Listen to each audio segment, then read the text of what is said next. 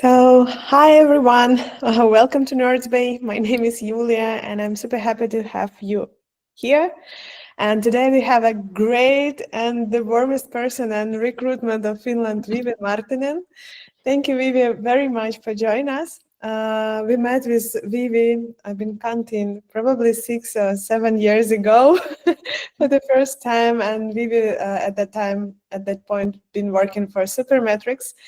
And she has great experience in recruitment. And today and now she's working for Horizon, the company which helps people to land their job in Finland. And this is the only one company which has it like in numbers. So you have how many people do you need to employ for this year?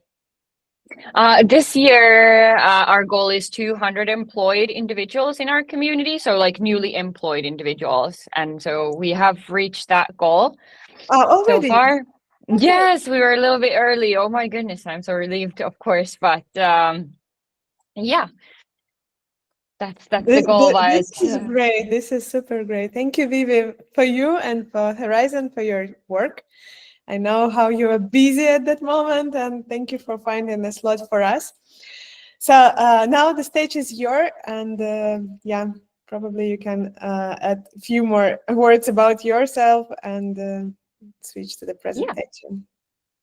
totally. So I'll actually start sharing the presentation already because it does have a little slide about who am I as a person. So as Julia said, and thank you so much for having me, first and foremost. Excited to be here today with you.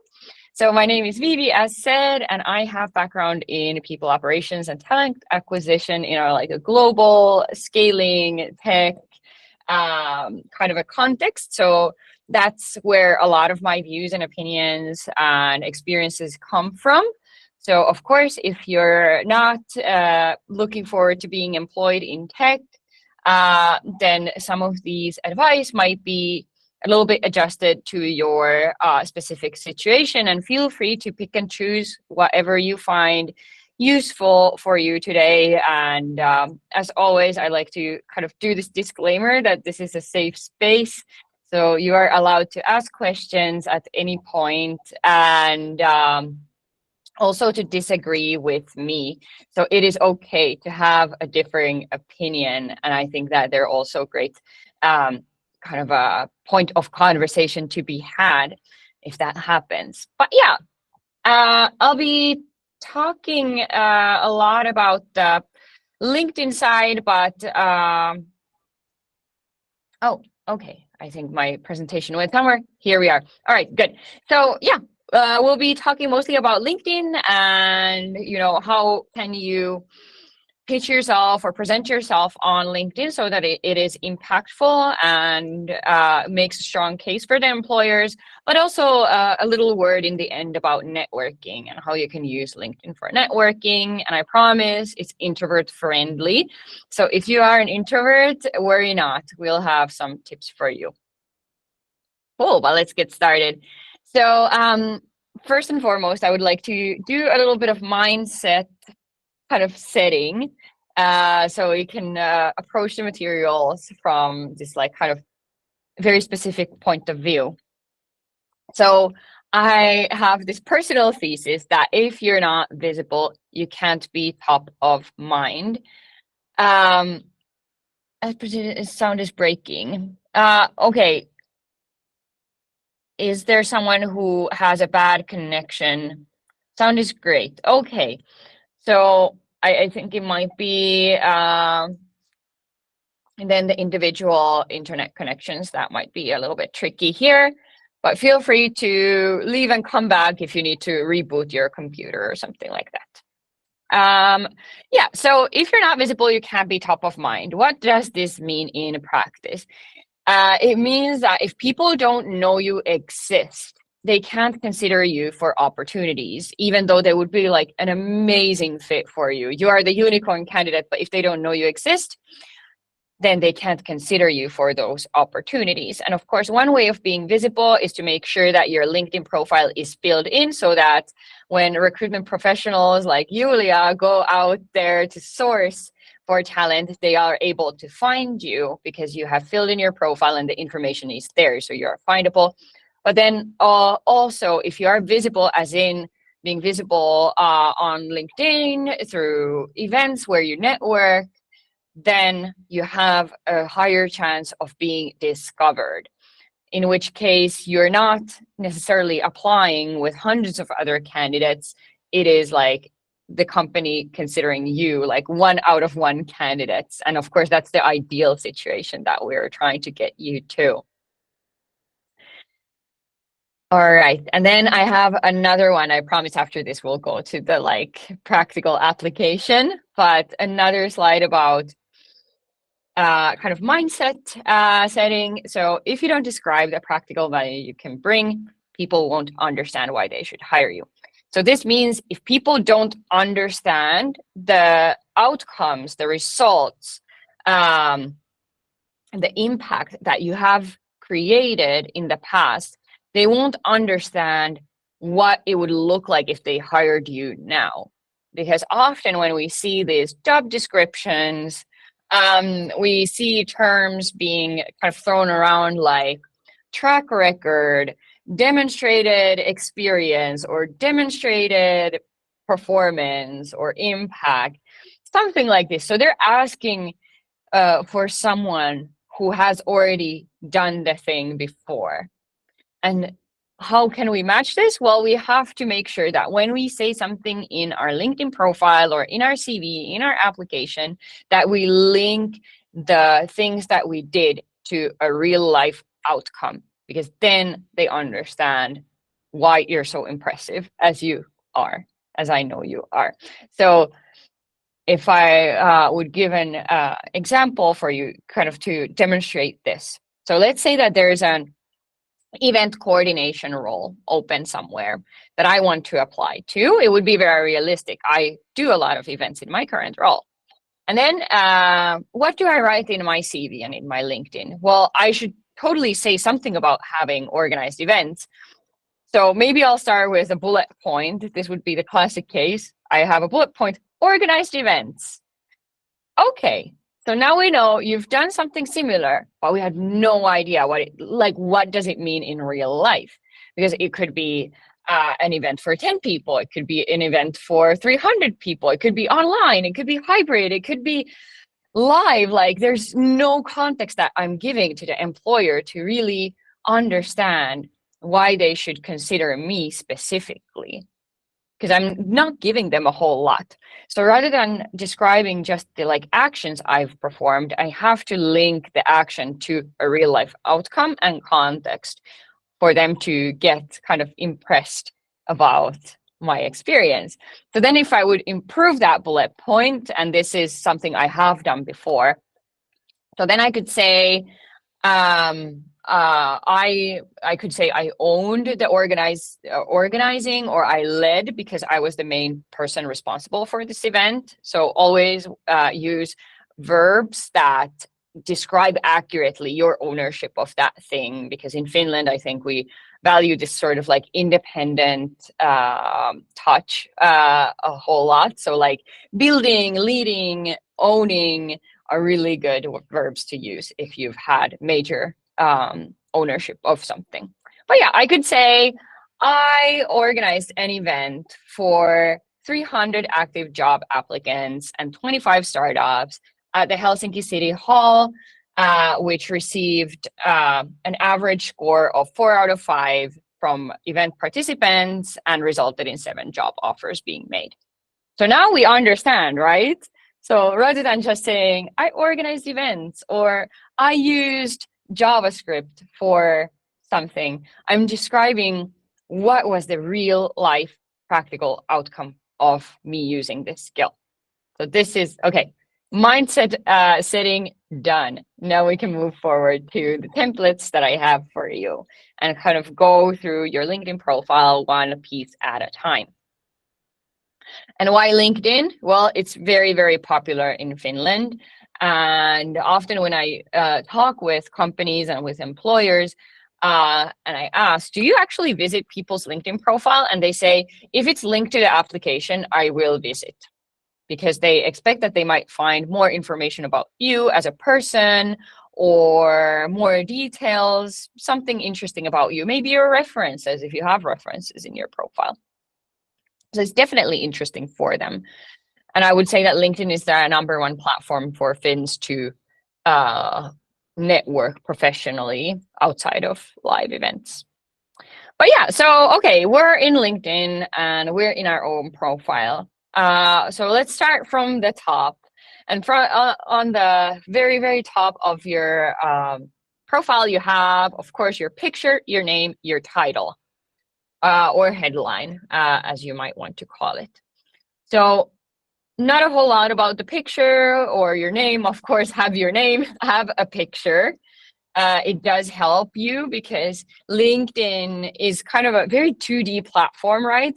And if I don't see an image of the person, it's kind of difficult to trust that this is a real person. Even if we logically knew, it's just this kind of effect that happens that we trust people we can see. And for this reason, I would also encourage you to not use or wear sunglasses or such in your photo, because you can't see the eyes, and people trust people whose eyes they can see. Fun fact.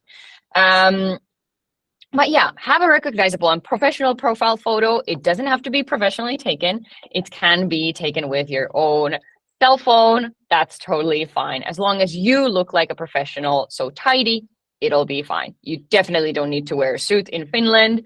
And I would not use my passport photo as a as a profile picture. So I would use something more approachable where I can actually like have a, I don't know, like a pleasant expression.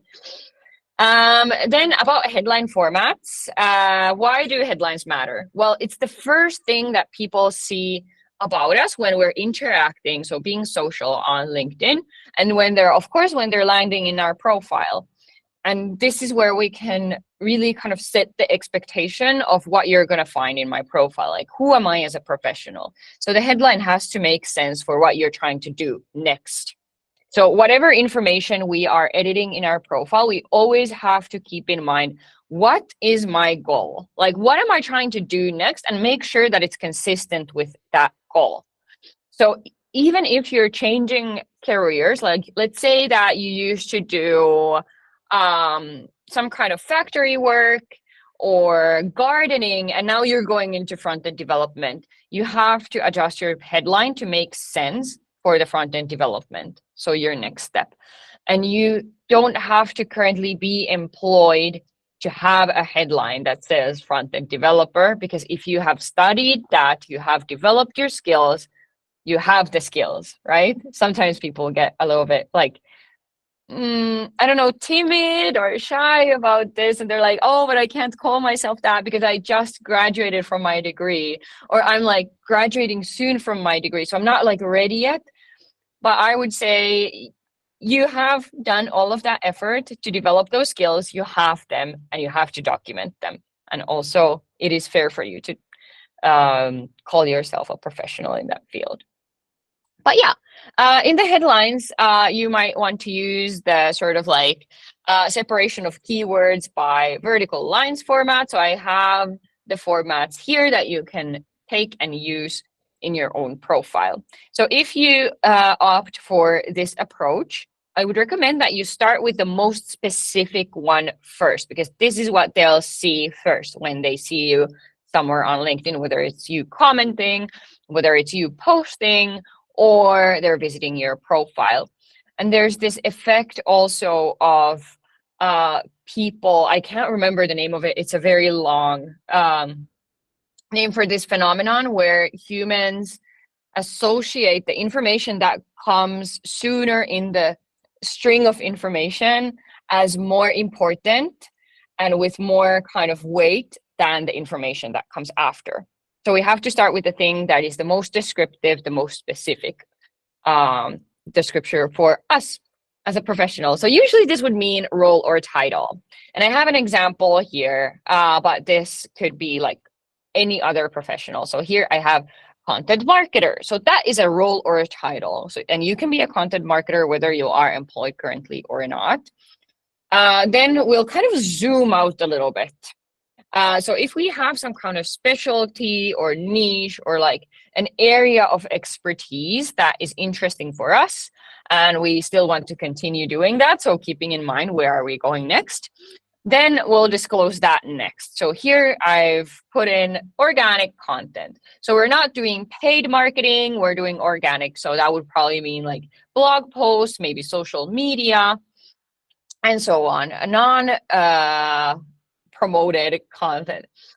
And then finally, we'll zoom all the way out if we have a specific industry that we would like to work on, where we have experience on and we want to stay there. Of course, if you have experience from an industry and you don't want to stay there, don't disclose it here then, because people will think that this is important for you if you put it in your headline. So if you want to change industries, and you want nothing to do with your previous industry, leave it away. But let's say that you want to do, you're still like happy about gardening, then you could leave it at the last. And there might be sometimes these like kind of magical matches that happen, because companies, when they're hiring, they consider primarily the skills and experience.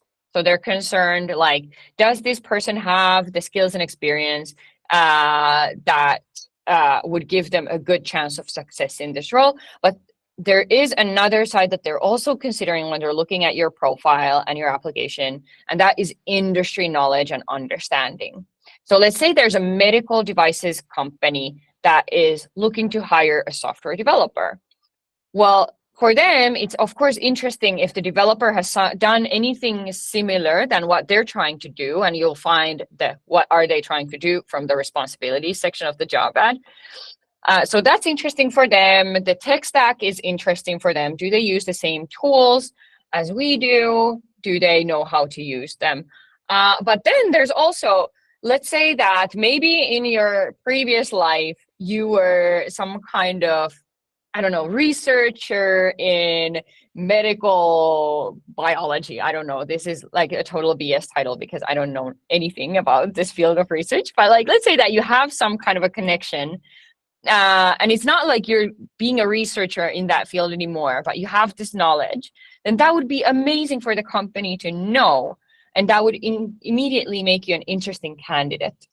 So you can consider it for yourself, even if you're changing industry, do you want to still associate with that past industry or not? Because for some, it might be a huge advantage. Yes, Julia. Thank you, Viivi. I would like to ask, using my position. Yeah, of course. For example, if the candidate or specialist have quite a big experience, for example, I have experience in mobile, banking, and now recruitment areas. So should I put all of them, or should I leave just a few? Yeah, so it really depends what you're trying to do and which ones are the most attractive for you. There is still the about section where you can disclose more of yourself, so you can still get those keywords there. So in the headline, I would be quite ruthless with what is my goal right now and what is my ultimate preference. And then you can put the nice to haves, and I still want to associate with these in the about section. But that's just a personal take. I don't think it's wrong to use a lot of keywords in the headline. Of course, the longer it gets, the more work it is for anyone to read. And in our profile and in our applications and in our content that we publish on LinkedIn, readability is a huge thing, because we're living in this time of the history of the world where we're scrolling and we're consuming things very fast. And it means that you don't get a whole lot of time to kind of make an impact on a person. And so, of course, the more clear we can be, the more convincing it also is about us knowing where we want to go. But depends on you. I have a screenshot here also that has a little bit more. So for example, it says cryptocurrency, fintech, digital health.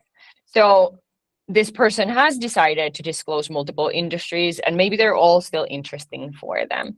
And I think that is fair and that's fine. And of course, like headline and about section both do guide the attention of the reader. So if I read in your headline that you've been doing fintech and I'm like, okay, well, that's really interesting for me, then I will read your profile with thought of like, let me find the fintech part because that's interesting for me, if that makes sense. So whatever you put in here, people will seek to kind of confirm through the information in your profile. I hope I answered your question. Yes, thank you, Viivi. Awesome. Good. And then, yeah. Well, just to know if that's fine, if guys will ask us during the presentation, or we will leave the question areas. Totally fine. Totally fine. So guys, if you have any questions appeared in your mind, please raise your hand. Yeah, you can raise your virtual hand if you have questions at any point, but we will have also some Q&A time at the end. Yes, we have Awesome. Hi, I have a question. Can you hear me? Yes. What if like, in my experience is that when like, okay, you didn't have an experience in specific field, and then you want to find a job in this field, and then you put this, for example, like, I don't know, a recruiter or junior recruiter or something, and then, but you don't have experience. So how can you attract recruiters to your page, but you will put this word, but then you don't have an experience? So what should you do? Okay, well, that's totally fair and super good question. Thank you so much. If you don't feel comfortable saying that I'm a recruiter, because I haven't done recruitment before, but it's really interesting for me, I would still try and get the keyword in there, and then you can say recruitment. So then you could use, for example, this format here, which is what and where. And for this also, you don't have to be currently employed. So you could say recruitment at the tech industry, for example. Okay, so this and then way you can explain in your about section, like, hey, I'm trying to break into the field. Like, I'm interested in recruitment because, and this is what I'm trying to do. So it's okay to then like tell the story of like, hey, why you're not seeing a recruitment experience yet, but you know, got it. I've bridged the gap. Yeah. Thank you. Awesome. Thank you. And then we had Al. Yeah. I think. Thank you for this talk. I just wanted to ask, so you mentioned that putting too many things in this line, kind of makes it harder for the HRs to navigate. But I just heard that nowadays most HR departments kind of use AI-powered tools. And I mean, is that correct? I just want to know whether you know this. So, I mean, putting too much there is just for the better because they're like compiling your experience. That's a really good question. And thank you for asking. I love busting this myth.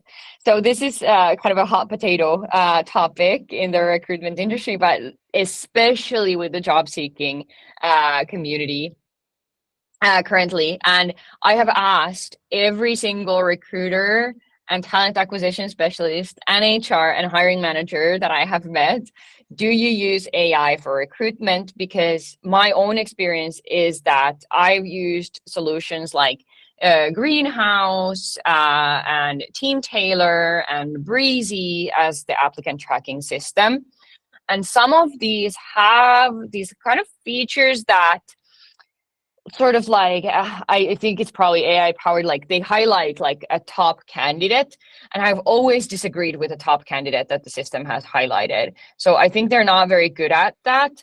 And I have yet to hear of a company that would auto reject or use AI to sort the candidates. I don't know if Julia has a differing experience on this, but like for me and like every single person that I've asked this from, which are recruiters, talent acquisition managers, heads of talent, hiring managers that operate in Finnish-based companies, and then in practice, every one of them has said that a real person looks at the applications. So I would not be too worried about the AI. And I think a lot of these news often come from the US market, which is kind of a, it's a thing of its own.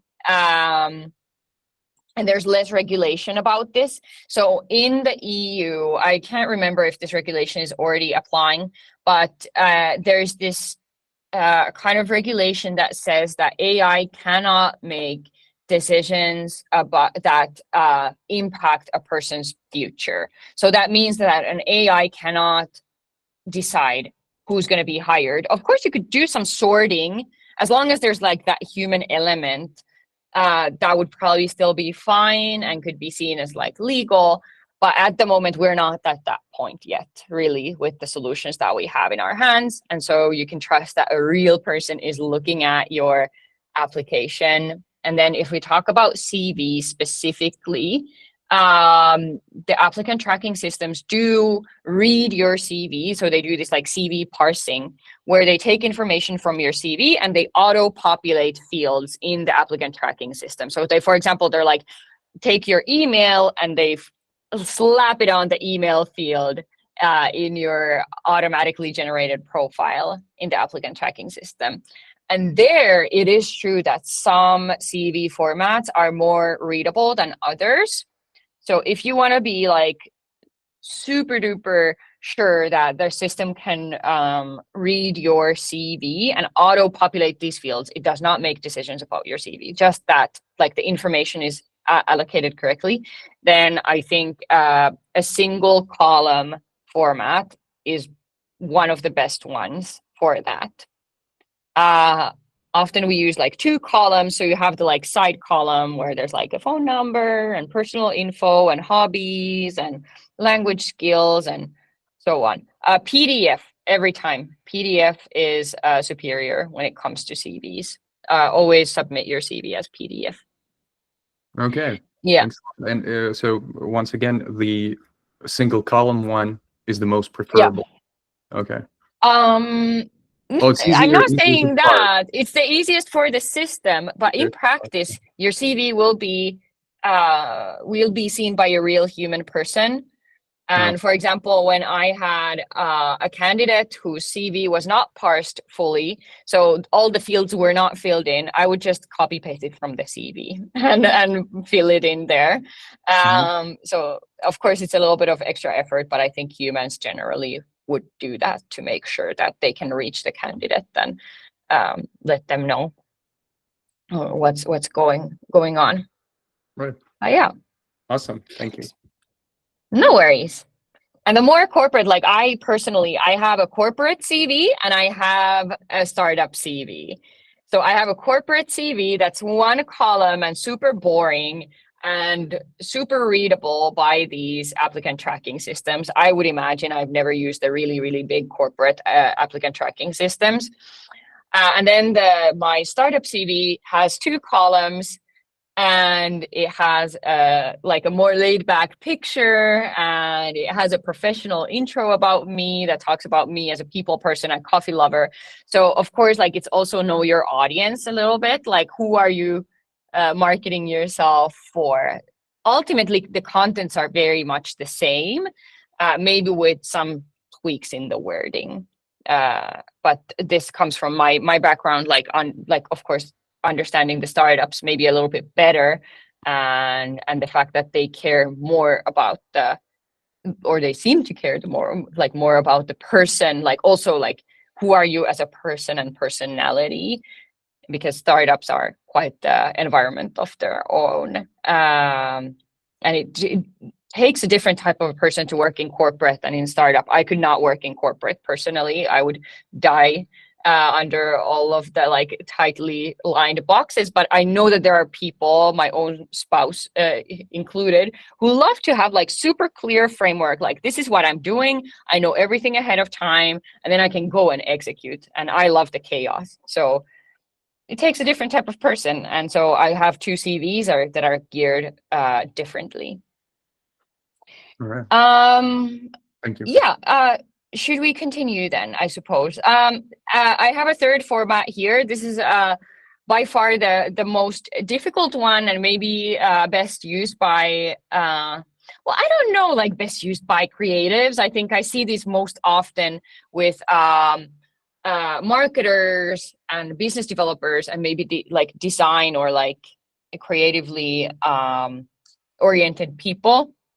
And it's kind of like a value proposition. So like if you hire me, or if you have me producing some kind of a service for you, what is it that you get? So here I just have an example that I've created on my own for a content marketer, because that's the example that I used here, which would be I turn products into compelling stories.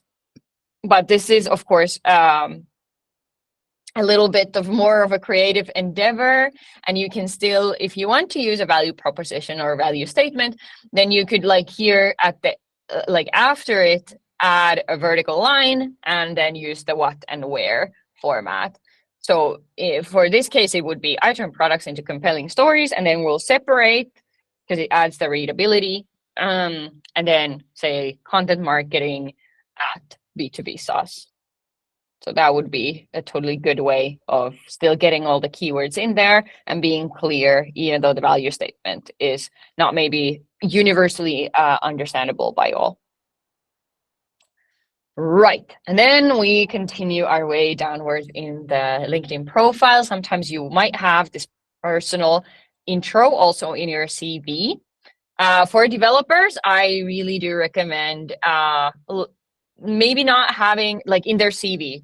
I would really recommend having like when you have like on the top you have your like name and maybe title and contact info, then have this sort of like section for your tech stack.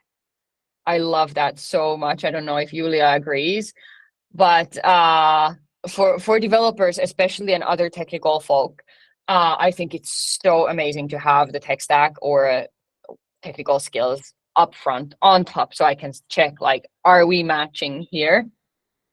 For everyone else, and of course developers, feel free to do this as well. You could have a little intro about who you are as a professional, which is basically the first part of this template that I've brought here today for you, because it's just one sentence. So in our about section and in CV, if you want to have a personal intro,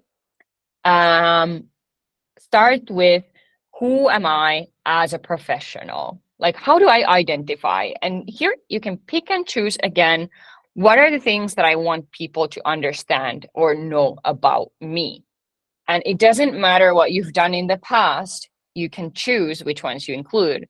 Because, for example, I've worked in McDonald's, I've sold shoes and jewelry and luggage, but I don't include them in my profile anymore because it doesn't serve the purpose of where I'm going next. So I cut those out. If you're familiar with the KonMari method of cleaning, this is kind of the same. We can say, thank you so much, you were great, and then let it go. So here, I have a couple of examples. I'll read them out loud in case it's a little bit small for reading. So yeah, the who am I? Who am I as a professional? I'll give you 2 examples. In the first screenshot, we have a person who says, I'm a people operations professional and business consultant with 14 plus years of experience in people operations and organizational development. Okay, that is one sentence, but it is super informative because we understand what are their key areas of interests. We understand their seniority. And we also understand that they are doing some consulting because they say, I'm a business consultant. So that probably means that if I wanted to get like buy their services, I could. And then we have another one, more of a kind of a developer focus here. And they say this about themselves. Software engineer and scientist with a wide range of experiences, including software development, biology, mathematical modeling, and DevOps. So again, we have just one sentence, but it's very informative in telling how this person views themselves, what are the skills that they're bringing to the table. And I bet if they hated biology, they probably didn't put it here, but it can be a really great advantage if the company is working in a field that somehow overlaps with the field of biology. So this would be very attractive for them. So don't devalue your past lives and studies and knowledge you've accumulated if it's something that you don't currently hate and want to get rid of. Yeah, good. And now that we have our like sort of like, okay, this is me as a person and a professional. Now we've got that out of the way and the reader knows exactly who we are. We can continue forward. Yes, Julia. Viivi, I've been thinking, shall IT professionals add their tech stack to the About section or not? I think it's optional. In the CV, as I said, I would really recommend having that sort of like just a section like very high up where it's tech stack. Mm-hmm. On LinkedIn, it's like you can, if you add the skills to each role you've held, I think it's pretty easy for the recruiter to scroll through and check. But of course, if you have a certain stack that you're really attached to, then you can say like, you know, I love using MERN, for example, or whichever, or T3. I'm not up to date with all of the different names for the stacks, but of course you can say here. And if that's if we're talking about important. search engine of LinkedIn, will it somehow reach different if there is more like mention of the skills in About section and? My experience using LinkedIn Recruiter and LinkedIn Recruiter Lite is that it's not too picky about where the word is found from, but I use Boolean a whole lot.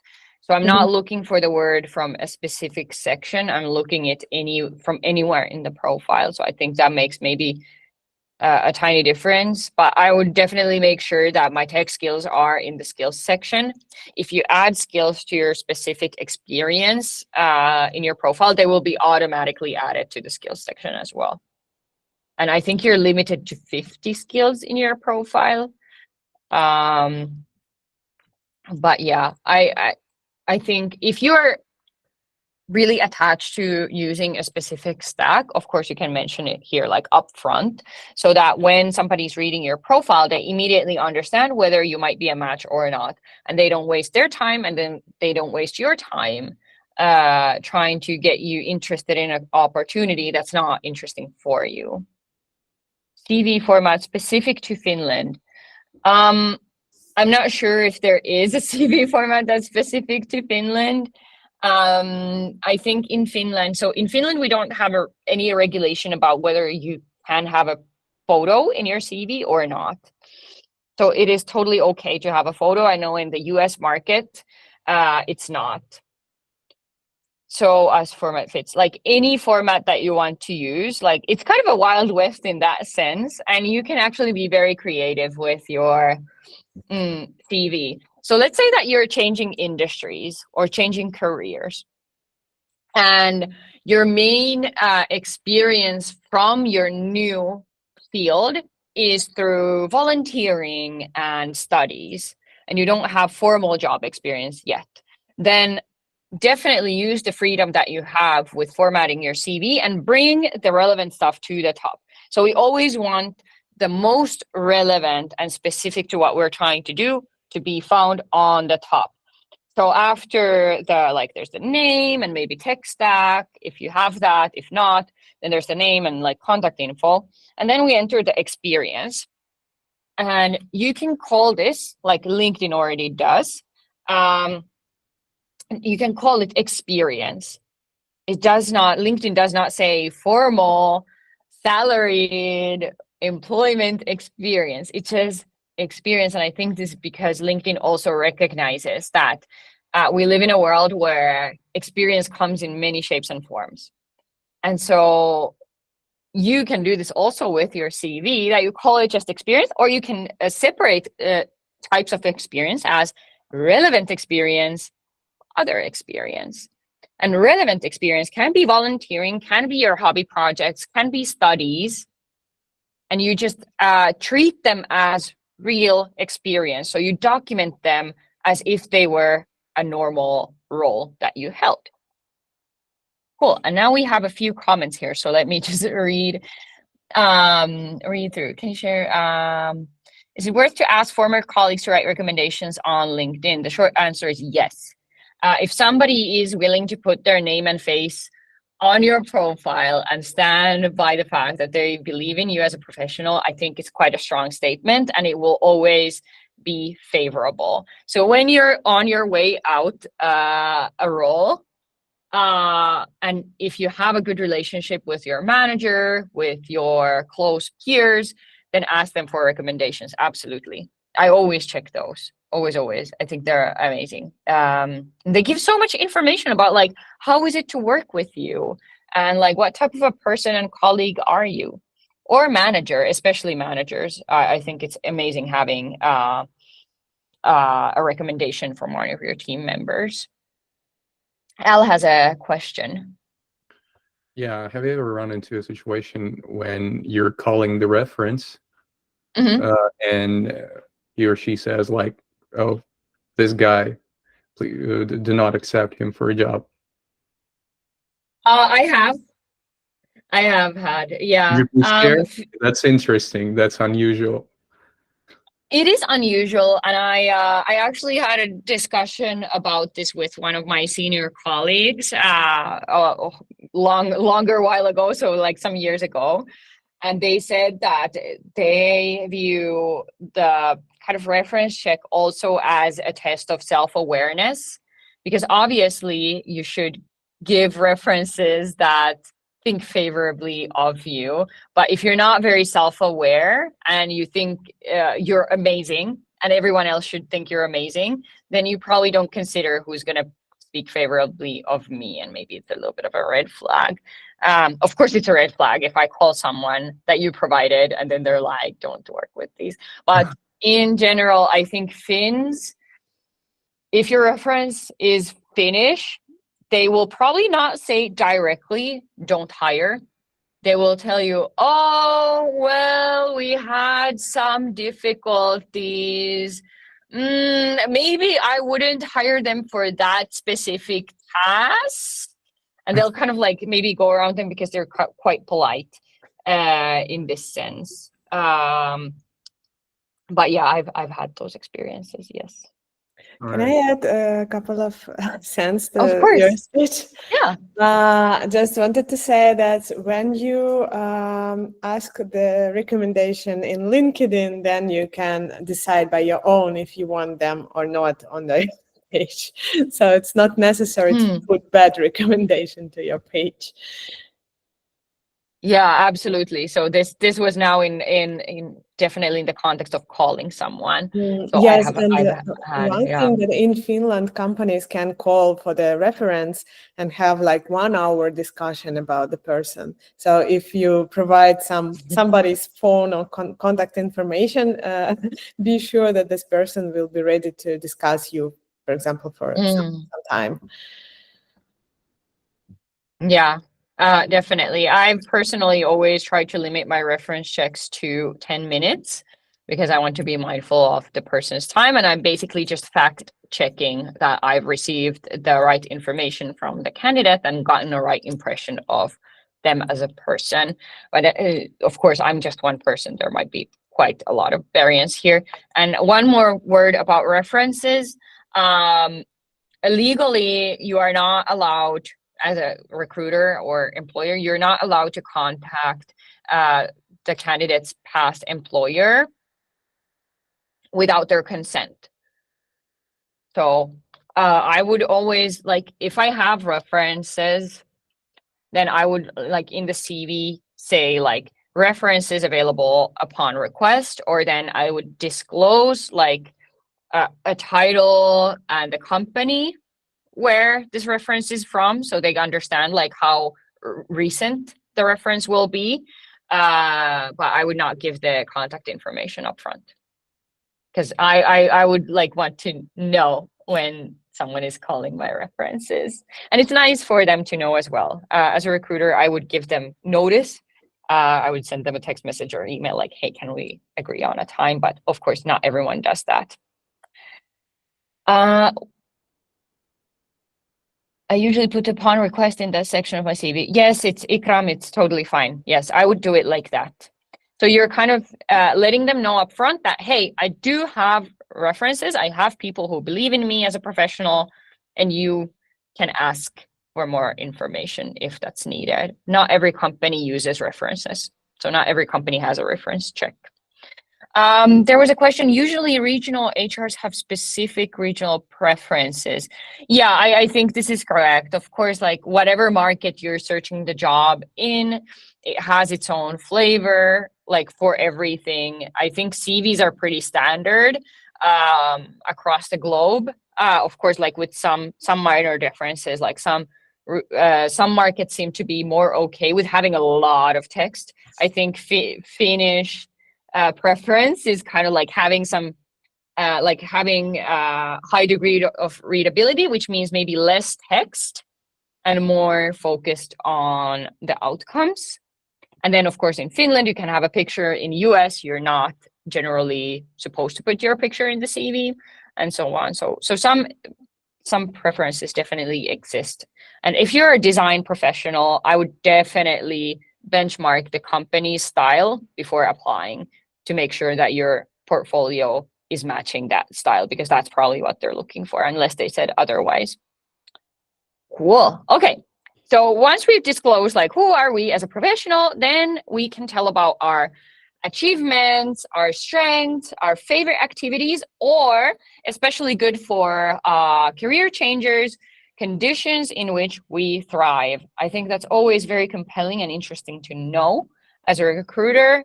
And it's especially impactful for, I think, more junior professionals who might not have like achievements yet. So there's nothing to display like or to boast about, but you can still tell about like what makes you happy, what are you excited about, what motivates you, like what lights your fire.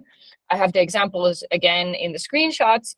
So the first person is saying after they're kind of like, oh, who am I? Personal statement. They say, I'm at my best when I'm, and then they go on to list 5 things or 4 things. How many are we? 1, 2, 3, 4, 5. 5 things that they really like doing because they're at their best. So I'm assuming that they like doing those things. And I think it also suggests that they're good at these things. Well, aren't we all good at things that we enjoy? But anyways, for example, they say designing employee life cycle experiences. Whew, love that. Now I know I would probably not, based on these bullet points that they've disclosed. Like, I mean, they're people operations professional, but there's so many flavors to people operations as there are to software development as well. So I love getting this extra context, and I would not probably try and hire this person for a talent acquisition related role. I would more go organizational development, leadership development, learning and development, you know, head of people ops, VP of people, or something like that. So you can also allow people to understand more about you by disclosing the things that you enjoy, and kind of what I would call like positive discrimination in a way that then they can understand that, hey, okay, what I'm trying to sell is not their cup of tea. And then we had a comment or question from Oleg. If I am applying for a job that requires good knowledge of Finnish, do I also need to write my CV in Finnish? I would do that, yes. Especially, and this is just the reality that like there's been some research about these like application processes and whether Finnish hiring people or companies or employers are biased. And the findings were that yes, you will have an easier time booking an interview with a Finnish name. And then, you know, there were some pretty bleak stats about different ethnicities, but so like discrimination and racism exists in Finland. We can kind of like sadly agree that it's still a thing that happens. But I think if you're applying for a Finnish speaking role with a Finnish speaking CV, it's a pretty strong testament, right? Then you don't have to say like, I am fluent in Finnish, because you're like literally, you know, proving it right there and then. Like, look at my CV, it is fluently written. So I think, yes, absolutely go for that. It'll give you extra points, I would imagine. Not that I've personally hired for a lot of Finnish speaking roles, but because I worked for a very global company. But yeah, if you don't have a Finnish name, then I think it's a really good decision to write the CV in Finnish if that's required in the role. Just considering all things, and I'm not saying that like discrimination and racism is okay. It's not. Okay, good. Moving on. Can I use a nickname instead of my real name to avoid possible dropout due to my last name? I don't. This is now a personal take. I personally really, feel very sad when people feel like they have to like erase their cultural background. Like, that's your name, dude. Like, that was given by your family, and like, like, who knows like how long in history it's been there. And I think it's horrendous if we have to erase our identities just to get a job. So no, I would not do that. I would just write the thing in English and be proud of myself and my name that was given to me. If you feel like that, if you hate your name, then of course, like, different story. But if you like it, then keep it. Yeah, be proud. Cool. It's a they problem, not a you problem, honestly. Yeah. So then, I had another example of the, what to say after the kind of like who am I statement. So we had the other example where the person says, I'm passionate about building quality software systems and designing the processes, mindsets, and tooling needed to achieve that. I think this is also a really great way of disclosing like what you like, what motivates you, and to understand like what that role would look like for what kind of roles could I hire this for.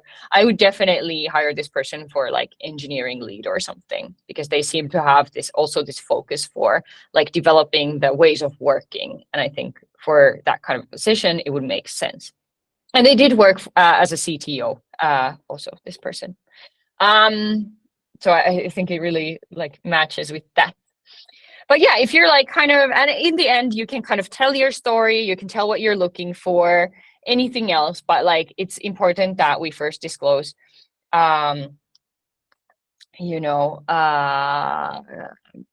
anything that you want to mention, like why did I get into this field, especially if you're changing careers. Maybe you want to tell the story of like what really kindled my passion for this field.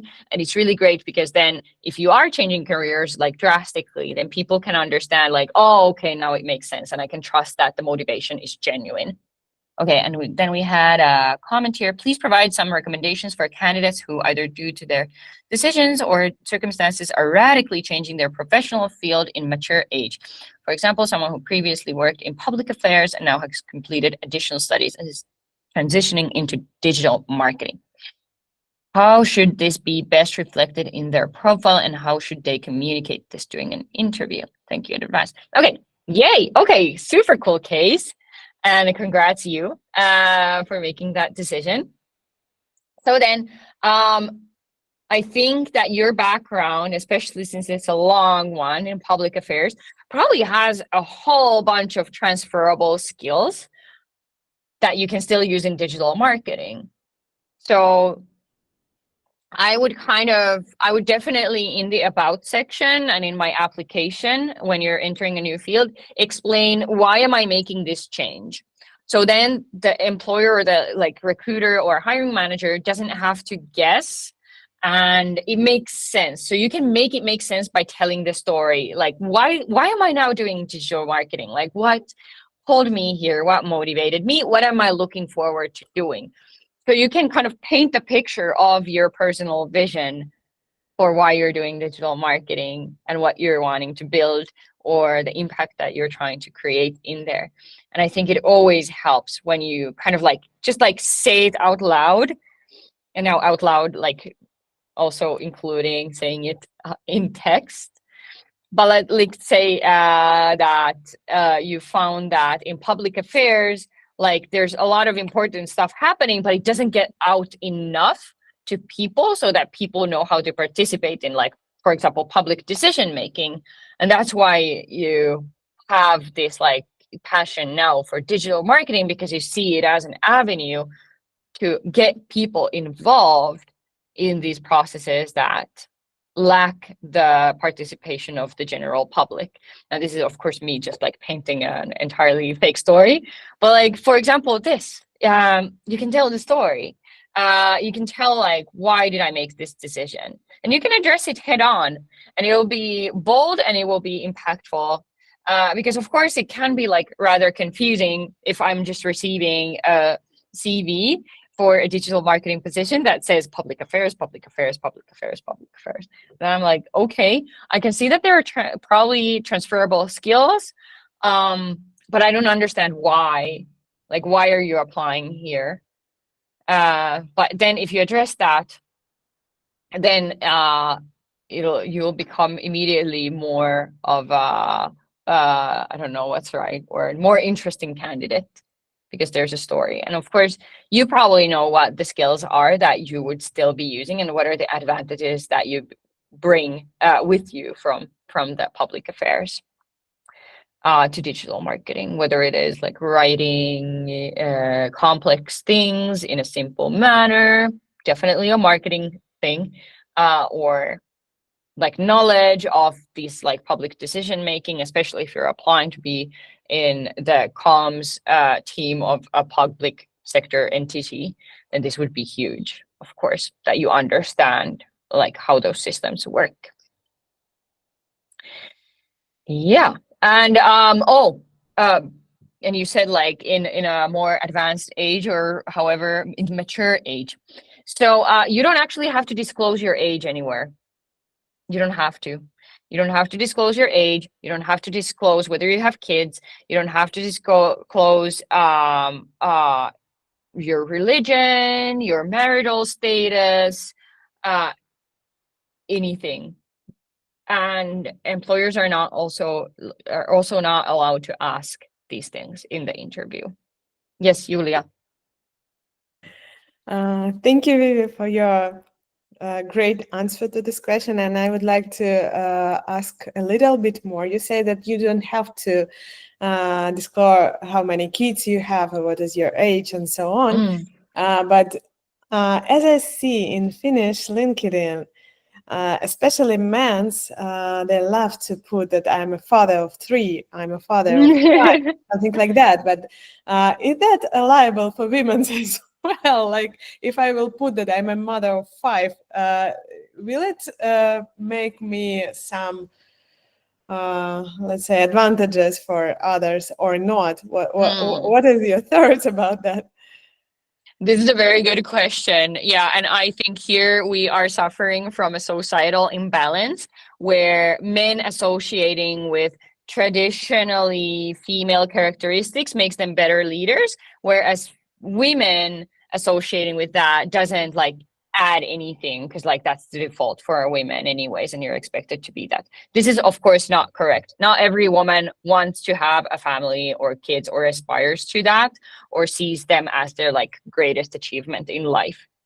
And I think it should be fair, but we still live in this like kind of like gendered society, and I think that's why men put it in there, because they're like, hey, look at me, I also have people skills, and somehow they see their kids as an avenue for that. But yeah, I think it will be reflected differently in probably for women and men, thanks to sexism. Yay, we have really heavy topics today here. But I think whatever you feel comfortable disclosing and you don't mind the employer knowing, like if you're a proud mom of 5, like heck yeah, put it in there. Be like, I raised those kids, like I carried these kids, I raised them, I'm a badass. Because you are, honestly. I have 3 and I'm already tired. So and like, do put it in there. I think it's really great that we can see guys who are loud about their families, and sort of like, not all of them are, of course, like trying to be like, I'm a family man, please view me positively, but they're like, hey, I want to normalize men being loud about their families. So whatever is your vibe, but I do think sexism still is there, and that yeah, it'll be more favorably reflected on a guy's profile than a woman's, unfortunately. This is so sad to say, and I'm so angry saying this out loud, because I don't believe in this. I think moms are badass, and I think childless women are badass. I think all women are badass, and guys, of course, as well. Yeah. So then we have a couple of comments here. I have quite a diverse job responsibilities in my recent role that can be tailored to different future positions. In this case, does it make sense to upload several CV as files to LinkedIn profile? Yes, Valeria, I think so. I think it would be very useful. And you can be upfront that, hey, I am interested, like I'm a professional on multiple areas, and they are these, and like, let me know. But if you have one that you prefer, then I would maybe gear my LinkedIn profile towards that and just have like tailored CVs for each role. And then we have Evgeny. Is posting fake or phantom job vacancies where companies aren't actually looking to hire but are just collecting data something that happens often in Finland, like it reportedly does in the US? Do you know how common it is? Thank you. I'm not sure how common it is in Finland. I would assume that in Finland, this sort of data, I don't know what kind of data they actually are trying to collect. I have met one person who had fallen victim to a job scam.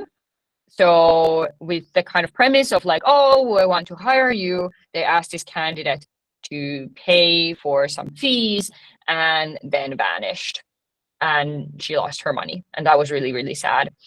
I don't think it was a Finnish company, though. It was some overseas company, because it was obviously someone who's a scammer. I don't think these phantom or fake vacancies are very common in Finland, but there is a couple of cases where you might have a job description where you have a very low chance of ever getting the job. And those are if the company has a hiring policy where every role has to be published for public search, but they already know who they want to hire internally. So then it's sort of like, I don't know, it's not truly a phantom job, but in reality, like, you know, your chances of getting that job are close to none because they already decided who they want to hire for it internally. This includes also if a company is trying to hold on to an employee who is a non-EU citizen, in which case sometimes the or Migri will ask the company to do a recruitment process and to prove that this person cannot be found from EU, like the same profile. But of course, they want to keep their employee who they already trained and onboarded. So in those cases as well, is it a phantom job? Well, I would maybe then slot it to that, yes, because it's not truly that they're looking for that person. They're just having to prove. I don't know how common it is, but I've definitely, I have seen it before. What are the other things? I think these are the main cases. And then, of course, sometimes a company will publish a role. They will start doing the recruitment and then they'll realize they don't have the budget after all, or they realize that, hey, actually, this is not what we need something else, and they'll close the search and not hire anyone. So these do happen sometimes. Lately, more often that when the market has been kind of difficult for companies. So yeah, these kind of cases I have heard of. I know that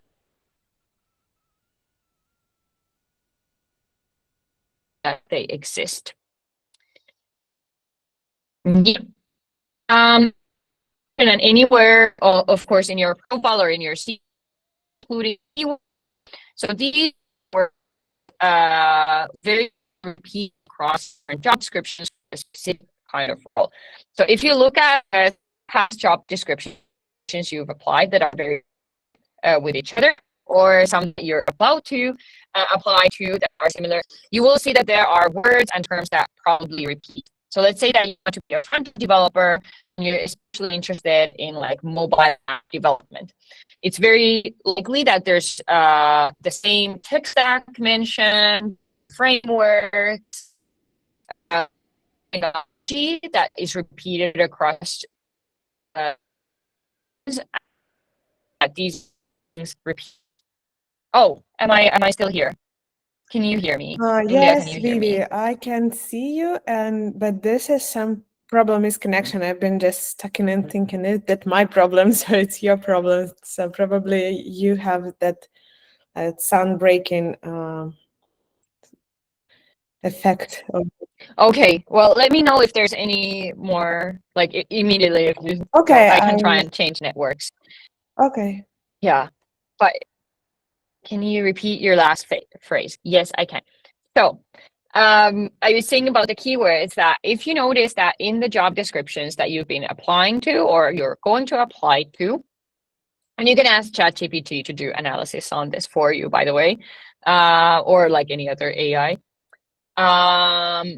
If there are repeating phrases, words, as in like, you know, words like kind of like tech stack or skills or activities, take it as a sign that this is something that the employers want to see from you. So it's kind of currently in demand on the market. So if they all say that they use a specific methodology, framework, they're creating the same kind of, like, I've seen a lot of this like machine learning lately, machine learning development, then take it as a sign that there is demand for this in the market. And if you have that experience, then it would be very good for you to mention that.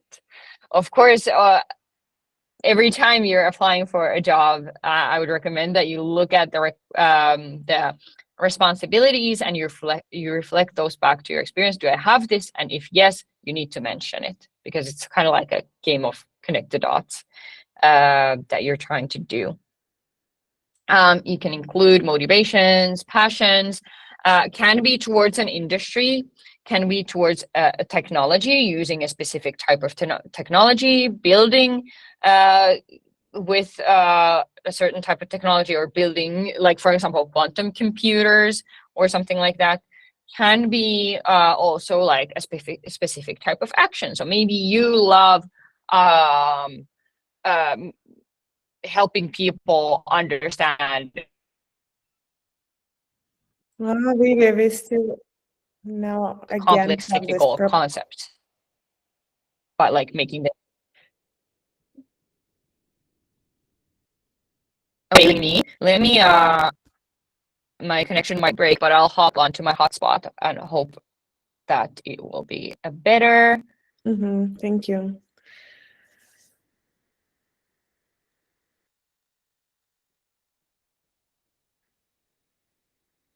Okay, I should be back now.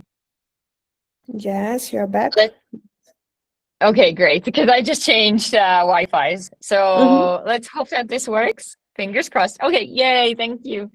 So yeah, you can tell about anything that, you know, motivates you, and it doesn't have to be, it can be an industry, it can be building something, it can be some kind of impact you want to create, it can be making silly goofy videos and making brands approachable through TikTok if you're a social media marketer, for example. So you don't have to limit yourself to like some formal standard options. Of course, you can tell also your story in the about section as discussed earlier. Okay, why are we here? Okay, wait. My slides are doing a weird thing. Okay, yay. We kind of went through this earlier already, but then if you're thinking, if you're changing industries and you're like, but do I have a track record? So we see this like track record in, demonstrated ability in, demonstrated experience in. So what they mean with track record or demonstrated experience is just proven past experience in doing something. But it doesn't have to be formal job experience. Everything you build or create that relates to your field of specialty is a part of your experience and can and should be documented as such. So as I said earlier with the CVs especially, if you have volunteering experience that relates to your field, so for example, if you're in an entrepreneurial society doing social media marketing and you want to do social media marketing professionally, then document it as if it was a job experience, because it sort of is, right? Also, if you are running your own like social media accounts, or if you're a developer and you built a website for cataloging D&D classes, I know it's a hobby, but it still is kind of it's a proven past experience. You built that, you did that. So tell them, like, like, how big of a job did you use? Some frameworks? Did you build it with, like, I don't know, just like vanilla PHP or something? Or is it WordPress? Is it Laravel? I don't know. But document it as if it was a work project for you. Yes, if it relates to what you would like to do in real life, and not in real life, but like professionally, then you can document it like that. And if you don't have these experiences and you are changing industries, then I highly recommend that you ask an AI tool, if you're like comfortable using those, and ask them, tell the tool, what is your goal. So for example, for me, that might be like, hey, I want to get into community management. What are some no budget activities I can do to start building my track record, to start building on my experience? And it'll give you actually really valid ideas. I tested this out. So usually there are some creative ways of getting to the field before you get into the field. Cool. Then when we're telling about our experience, whether it is TV or LinkedIn, of course, we have to take in account what the job descriptions are saying, like what are they asking from you? What are they saying that the daily responsibilities are? Because that's what they want you to do there. And so if you have that experience, of course, say it out loud. Otherwise, highlight achievements with bullet points. Bullet points are really readable. That's why I recommend them. And focus on the value you created. What was achieved because you were there or with your action, if you're given any kind of extra responsibility. And it doesn't always have to be numerical. Of course, numbers are really great because humans understand numbers intuitively. We know that 300 is more than 10. But when you add the context, sometimes 10 can be more than 300. So for example, I did the event where I organized, like, there were 300 active job applicants, but I've also previously in my career organized an event that was for, I believe it was somewhere between 10 and 12 ministers, EU ministers, and it was like a 3-day event and so on. So depending on where I'm applying to, 10 can be way more than 300. Hey, Vivi, and how to get the achievement to your own as you've been a part of the team, for example, if you've been managing the project or event manager, yes, you can say, I organize, but when it's been like a team and you've been not a manager, but inside of the team, sometimes people are struggling to take this achievement as his own experience. How to manage with that? Yeah, that's a really great question. So in that case, I would view it as like, what were the responsibilities that I owned that were like I was trusted with? So maybe you managed or you were responsible for the emails that you send before and after the event, and maybe creating the feedback and registration forms. So then you can also like say that, hey, I was a part of the organizing team for this event, give the context for the event. What was it? What was the scale? Where was it? And then say my responsibilities, or like I own the areas of, and then you can document them. So you can make these kind of like sub bullet points and still kind of bring forward what was the key areas of responsibility for you. And of course, you can still tell about the impact of the event or the project So let's say you were part of a development team and you developed a mobile app, for example, and you weren't responsible for building the whole app by yourself, but a specific part. But then you can still tell about the impact. Like, we got the app shipped on time, and in the first week it got 300 new users and like 5 out of 5 scores, or 3 out of 5 scores, or whatever, on the App Store.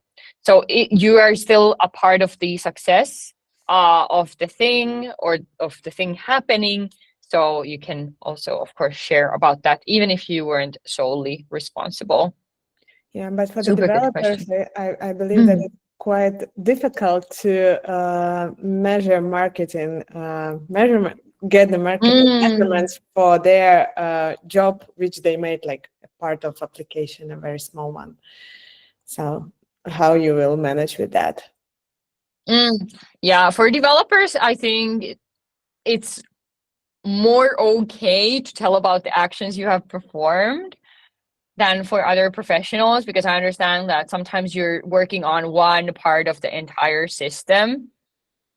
So you can either try to view that one part as a standalone thing. I was responsible for this part of the system, and this is what I did in there, and this was my track record in there. Did you manually, or like oh my goodness, I can't speak this technical language because I don't understand it fully, but like, did you write your own tests? Did you write your own test automation? Did your part of the system break? Did it withstand a DDoS attack? Did it, there's so many things that you can still kind of dig around for. And there's this one really amazing profile, actually, of an ex-colleague that I love to bring up in these. I'm a developer. How am I supposed to do this? Let me see real quick. Because I think she has broken down the projects that she's done previously in a really, really nice way. So what she has done as a software engineer, she's said, broken down the projects that she's done as project, and then the context of the project. What is it? What's the goal of it? Then she's broken down participation. So what was her part of the project? What did she do there? And then tools and technologies. And then she has a string of tools and technologies that she used. And I think that's a really nice way of breaking it down. So you'll have these blocks where you have project, participation, tech stack. So then maybe I would go with that. Thank you for the tip. Yes, of course. Thank you for asking. So as said previously, if this is helpful for you, it is definitely for me, but I view applying for jobs that already exist out there as a game of connecting the dots. So the dots are the data points of what do they say that the responsibilities are. And then my job is to match those dots. So I need to find the same thing from my own experience, and then I have to make it visible. So for example, here they say scheduling yearly event plan for different geographical areas and markets. Okay, they need someone that can build an event calendar for them for different locations, markets. All right. Do I have that experience? In what capacity? Okay, well, I am responsible for the event calendar of Horizon. So then I would tell, I built this calendar that included this many events, and I could break down what type of events and how many. And I can use more bullet points to break this down. So I could say hey, I was responsible for Horizon's event calendar, which on average included 150 events a year. And then I could break it down, what types of events, 100 community member exclusive events, 12 company excursions, 40 webinar events, and so on. So it doesn't always have to be a perfect match, but you have to try and find and reflect, like, do I have this experience? What did it look like? And then include it in your CV, especially. Yeah, but this is how I view it, and I love when I can see that someone who is applying for the role has read the job description. But this is, of course, again, me as an individual, because I have always been quite keen on explaining, like, what are the things that we're expecting from you, and also like and then there's always the like requirements, and the requirements are just the company's educated or less educated guess at like what kind of a person could be successful in this. But I think track record will always trump qualifications, and that's why we have amazing software engineers who've never gotten a master's degree, for example, of software engineering or computer science, because they started when they were 12 and they just kept on doing that, and they're amazing. So I think track record in most cases is more important than the formal qualifications and trying to match the requirements. Also, when it comes to years of experience, I think there is most of the time a tiny bit of flexibility. Of course, if you're a doctor or like another regulated profession, then obviously you have to demonstrate that, hey, I have the qualifications and the permit to do this job. Right. Okay, and then we did talk in the beginning briefly about findability and keywords and how recruiters find you. Here is one very bad search string for a front-end developer. But just to give you the context of, like, especially if you're a more experienced professional, how do recruiters actually find you, and why, like, and this kind of like demonstrates why it's so important to have a filled-in profile. Apart from just people understanding like why they should hire you, like based on your results and outcomes. But here we're focusing on the words, because when a recruiter is sourcing for a talent, they're looking for a specific kind of talent. They're guessing what kind of words would be in that person's profile. So here we're looking at for a front-end developer, and we're guessing that they would say in their profile somewhere that they're a front-end developer or software developer or software engineer. One of these is fine, but like doesn't have to be all, just one. One is enough. And we're looking for React.js, and that's a non-negotiable.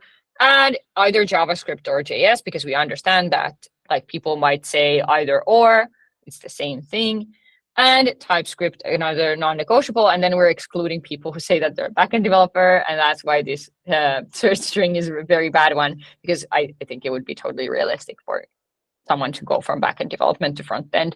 But yeah, just so you understand. So basically how people are searching for you, especially if you're a senior professional, so like more likely to be headhunted, then the recruiters or sourcers are basically guessing the words that would be in your profile based on the job description and the kickoff conversation they've had with the hiring manager to understand like what is this person expected to do and what kind of technologies would they use and so on.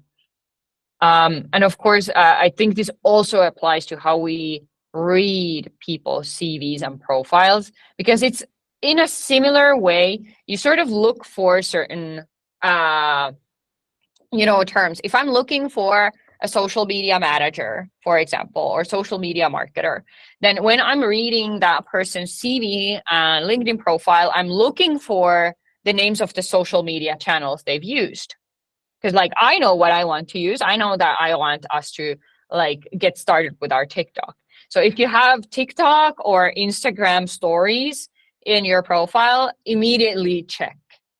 Good sign. And so on. So maybe I'm looking for video editing experience. Maybe I'm looking for some kind of proof that you have managed a social media account before, and that could be a hobby. It could be that you have your own cooking videos that you do on your private TikTok, but that can still be a plus. And that's why I rant all the time about hobbies.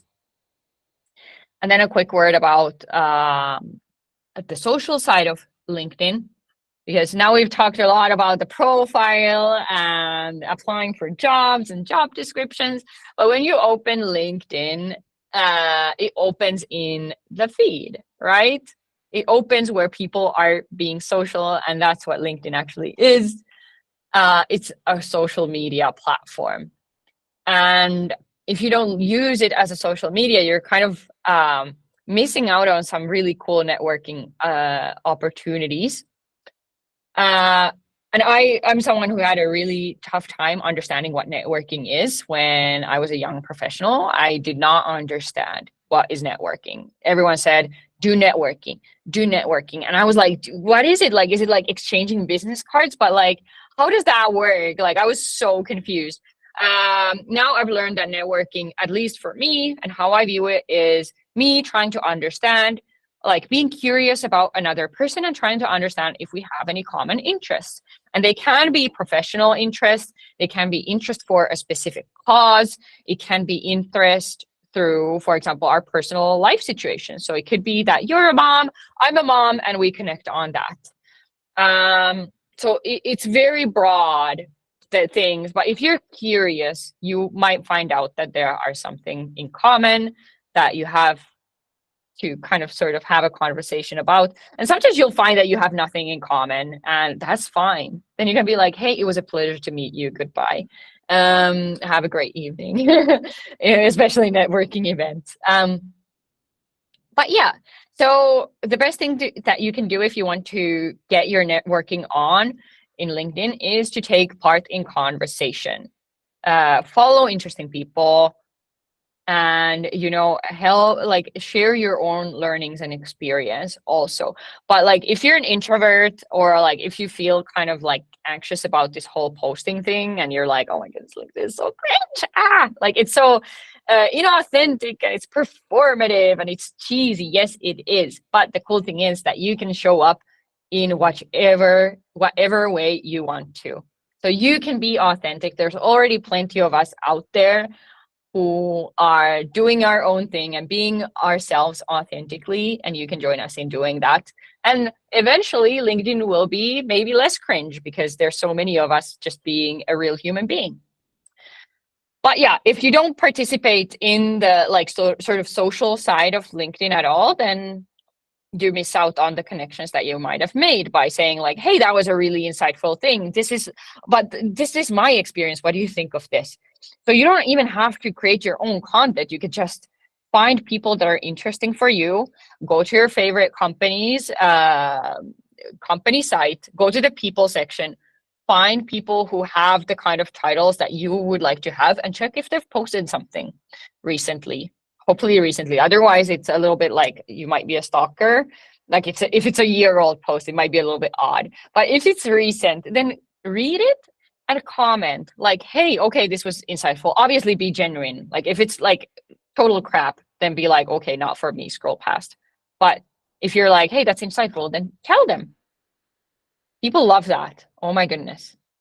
And then if they comment back, you can send them a connection request and be like, hey, thank you so much again for an interesting post. Would love to add you to my professional networks. And it's a really kind of easy way to get started. Now we're running out of time, but this was maybe the key message that I wanted to get across. So, but if you want to talk more about these topics, LinkedIn bootcamp that I host for free is taking place in half an hour. This week we're talking about the LinkedIn algorithm. If you want to join that, then join Horizon. There's a QR code. If you want to just connect with me personally, I would be happy to do so. And there's another QR code that you can use to find my profile. Thank you, Viivi. Sorry for being like that long discussion today, but that was so interesting. So we just cannot stop asking your questions. Thank you for being so kind and answer all of them. And have a great day ahead. Thank you. Thank you, guys, everyone who joined. Thank Some you. hearts. Yes. Yeah. Have a good day. Have a good day, Big Viivi. heart. Bye. Moikka.